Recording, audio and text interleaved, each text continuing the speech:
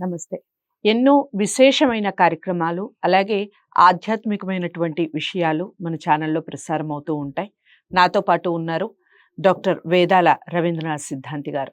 ఒక ముఖ్యమైన విషయం గురించి, మనందరం పాటించాల్సిన ఉపవాసాల గురించి, అసలు ఏకాదశి అనగానే ప్రతి ఒక్కళ్ళకి గుర్తొచ్చేది ఉపవాసాలే. ఇక దీనికి సంబంధించి పూర్తి వివరణ ఈ వీడియో ద్వారా తెలుసుకోబోతున్నాం. తొలి ఏకాదశి విశిష్టత. వీడియోని ఎక్కడా స్కిప్ చేయకండి. ఎలాంటి డౌట్స్ ఉన్నా తప్పకుండా కామెంట్ బాక్స్‌లో తెలియచేయండి. గురుగారు నమస్కారం. తొలి ఏకాదశి చాలా మంది ఉపవాసాలు పాటిస్తూ ఉంటారు. కొంతమంది అవునమ్మా. నోములు చేసుకుంటూ అవును. ఉంటారు. ఏకాదశి చాలా మంచిది అంటూ ఉంటారు. అవును. దానికి సంబంధించిన విశిష్టత, ఆ రోజు చేయాల్సినటువంటి పూజా విధానాలు కానివ్వండి, పాటించాల్సిన పద్ధతులు కానివ్వండి, ఇవన్నీ చెప్పండి. శాంతాకారం భుజగశయనం పద్మనాభం సురేశం విశ్వాధారం గగనసదృశం మేఘవర్ణం శుభాంగం లక్ష్మీకాంతం కమలనయనం యోగి హృద్యానగమ్యం. ముఖ్యంగా విష్ణువుకు సంబంధించి మనం అలంకార ప్రియుడు అని ఇంతకుముందు చెప్పుకున్నాం. హ్మ్. అయితే విష్ణువుకు సంబంధించినటువంటి పండుగలు మన సనాతన ధర్మంలో ఎక్కువగా ఉంటాయి. హ్మ్. ఎందుకంటే ఆయన పరిపాలనకర్త. హ్మ్. తర్వాత ఆయనకు బాధ్యతలెక్కువ. హ్మ్. అంటే బ్రహ్మకు బాధ్యతలు లేవు అంటే ఉన్నాయి కానీ అవి కనిపించని బాధ్యతలు. హ్మ్. విష్ణువు ఏందంటే ఎప్పుడు ఏ రాక్షసుడు ఏది చేసినా ప్రతిదానికి కూడా ఆయన కర్త కాబట్టి హ్మ్. బాధ్యత ఎక్కువగా ఉంటుంది. హ్మ్. ఇక శివుడికి కూడా బాధ్యత ఉంటుంది గానీ మరీ విష్ణువుకున్నన్ని బాధ్యతలుండవు. ఓకే. ఇక ఆయన రౌద్ర స్వరూపుడు కాబట్టి అవసరం అనుకుంటే ఒకేసారి నేను భస్మీపటలం చేస్తా అని నిర్ణయిస్తాడు. హ్మ్.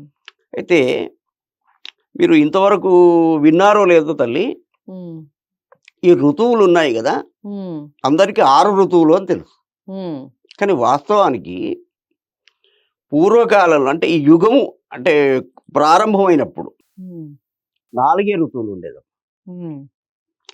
అయితే వర్ష ఋతువు, హేమంత ఋతువు, గ్రీష్మ ఋతువు, శరద్ శరద్ ఋతువు. ఋతువు అని 4 ఋతువులే ఉండేవి. హ్మ్. హ్మ్. 6 ఋతువులు ఉండేవి కావు. హ్మ్. అప్పుడు ఒక ఋతువుకు 4 మాసాలు ఉండేవమ్మా.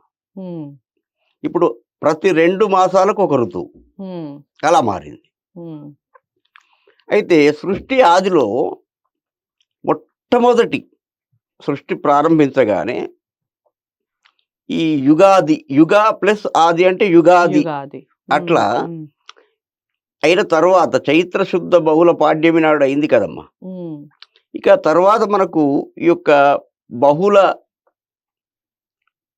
ఏకాదశి రోజు హ్మ్. మనకు ఈ వర్ష ఋతువులో వచ్చేటువంటి పాడ్యం ఏదైతే ఉందో హ్మ్. దానినే తొలి ఏకాదశి అంటారు. హ్మ్. అయితే ఈ యొక్క తొలి ఏకాదశి రోజు విష్ణు భగవానుడు హ్మ్. యోగ నిద్రలో ఒక 4 నెలలు శయనిస్తాడు. ఓకే. ఏది పాలసముద్రంపై ఉన్నటువంటి ఆ యొక్క తల్పంపై హ్మ్. వి ఏది సర్పతల్పం ఉంటుంది గదా! దానిపై శయనిస్తాడు. హ్మ్. ఎప్పటి వరకు అంటే కార్తీక మాసంలో వచ్చేటువంటి ఏకాదశి వరకు. హ్మ్. కాబట్టి మీరు గమనిస్తే ఈ వర్ష ఋతువు కారణంగా అనుకోండి, హ్మ్. లేదా ఋతువులు మారుతున్నాయి అనుకోండి. అంటే హ్మ్. ఎండాకాలం వెళ్ళి వర్షాకాలం వచ్చేసింది అని, హ్మ్. లేదా కొత్త నీరు వచ్చేసి పాత నీరు వెళ్ళిపోయింది అని అనుకోండి. హ్మ్. ఇలా కొన్ని మార్పులు జరుగుతాయి హ్మ్. ప్రకృతిలో. అది సైంటిఫిక్‌గా ఆలోచిస్తే. ఓకే. ఇక మనకు శాస్త్రీయంగా ఆలోచిస్తే గనక హ్మ్. విష్ణు అంటే ఎవరైతే ఈ యొక్క మన సృష్టిని రక్షిస్తున్నారో హ్మ్. అతను కాస్త లీవ్ పెట్టి సెలవు తీసుకుంటున్నారు గనక ఓకే. కొన్ని ఉపద్రవాలు సంభవించే అవకాశాలుంటాయి. ఓకే. అంటే మనకి ఎక్కువగా ఈ యొక్క జూన్, జూలై, ఆగస్టు, సెప్టెంబర్ హ్మ్. అంటే భాద్రపద మాసం వరకు. హ్మ్. జ్యేష్ఠ, ఆషాఢ, శ్రావణ, భాద్రపద మాసాల్లో హ్మ్. కొన్ని వ్యాధులు అవి అంటువ్యాధులు బాగా ప్రబలుంటాయి. ఓకే. అంటే డాక్టర్‌లకి ఎక్కువగా పని ఉండేటువంటి ఈ 4 మాసాలు. హ్మ్. హ్మ్. అంటే ఇప్పుడు వామిటింగ్స్ అట్లాంటివి కొన్ని ఎక్కువగా అదేలేండి. ఈ యొక్క ఈ 4 మాసాల్లోనే ఉంటాయి. ఉమ్, ఎందుకంటే విష్ణువు ఈ యొక్క రెస్ట్ తీసుకుంటున్నాడు గనుక ఉమ్, కొన్ని శక్తులు విజృంభిస్తాయి. ఓకే. అలా విజృంభించడం వల్ల ఈ యొక్క ఈ వ్యాధులు గట్రా ఏర్పడి మానవులకు, ఉమ్, దేవతలకు కూడా కొందరికి అంటే ఉమ్, తక్కువ స్థాయి దేవతలకు కొంత ఇబ్బంది కలిగేటువంటి అవకాశం ఉంది తల్లి. ఓకే. తర్వాత ముఖ్యంగా ఇంకొకటి ఏమిటంటే మనకు ఈ యొక్క శయనైకాదశి జరిగేటువంటి కాలంలో ఈ 4 నెలలు ఉమ్, ఉమ్, శుభ్రమైన అంటే ఉత్తమమైన దేవతల యొక్క ప్రతిష్ఠాదులు చేయకూడదు ఓకే. అని ఆగమశాస్త్రం చెప్పింది. ఉమ్, ఉమ్, అయితే ఉగ్ర స్వరూపం కలిగినటువంటి దేవతలను ఆలయాల్లో ప్రతిష్ఠ చేసుకోవచ్చు. ఓకే. ఉగ్ర దేవతలంటే మనకు వరాహస్వామి, ఉమ్, నారసింహస్వామి, ఆంజనేయుడు, ఉమ్, మహిషాసురమర్దిని, ఉమ్, దుర్గాదేవి, ఉమ్, వారాహీదేవి, ఓకే. మహాకాళి. ఉమ్, ఇప్పుడు మనకు మహాకాళి జాతర ఇప్పుడు 14 నాడు ఉంది చూడండి, ఓకే. బోనాలు. ఉమ్, అంటే అక్కడ ఉజ్జయినిలో కూడా ఉత్తమమైనటువంటి పూజలు జరుగుతాయి. ఉమ్, ఉజ్జయిని నుండే తెచ్చారు కదా, 1853లో తెచ్చారు ఇక్కడికి అమ్మవారిని. ఓకే. ఇప్పుడు మనకు సికింద్రాబాద్ బోనాలు కూడా అప్పుడే బోనాలు, ఉన్నాయి కదా. అవును. అవును. అంటే ఈ యొక్క స్వామి నిద్రించడం వల్లనే ఈ ఉపద్రవాలు జరుగుతాయి అనేదేమో శాస్త్రం.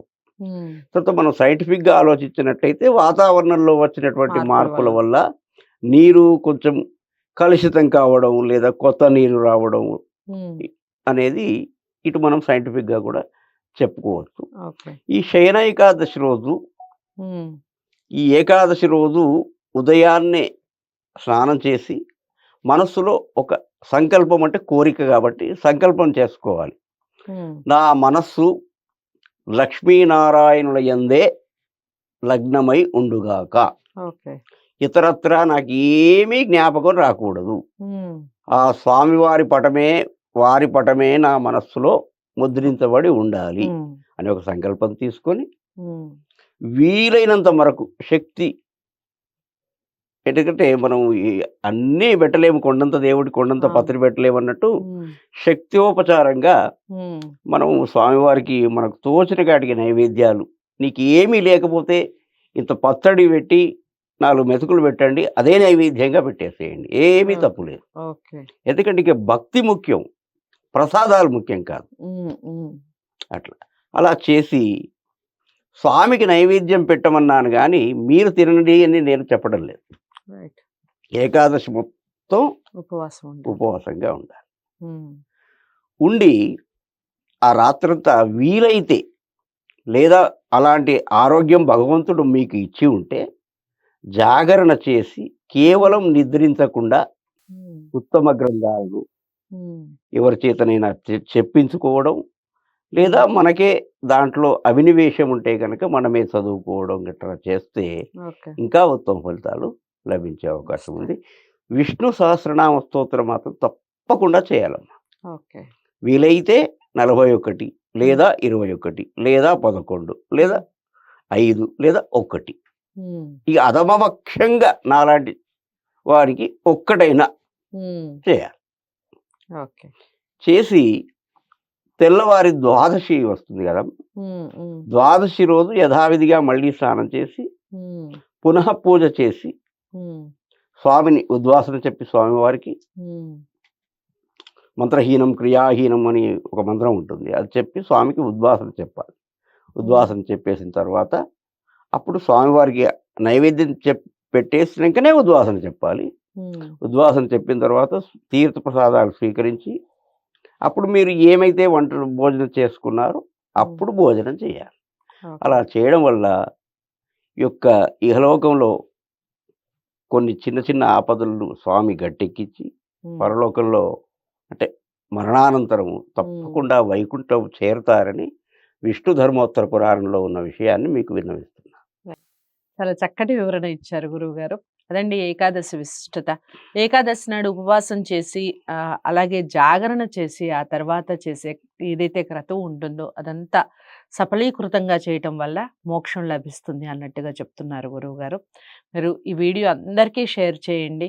చాలామంది 100% ఉపవాసం ఉండటానికి ఇష్టపడతారు.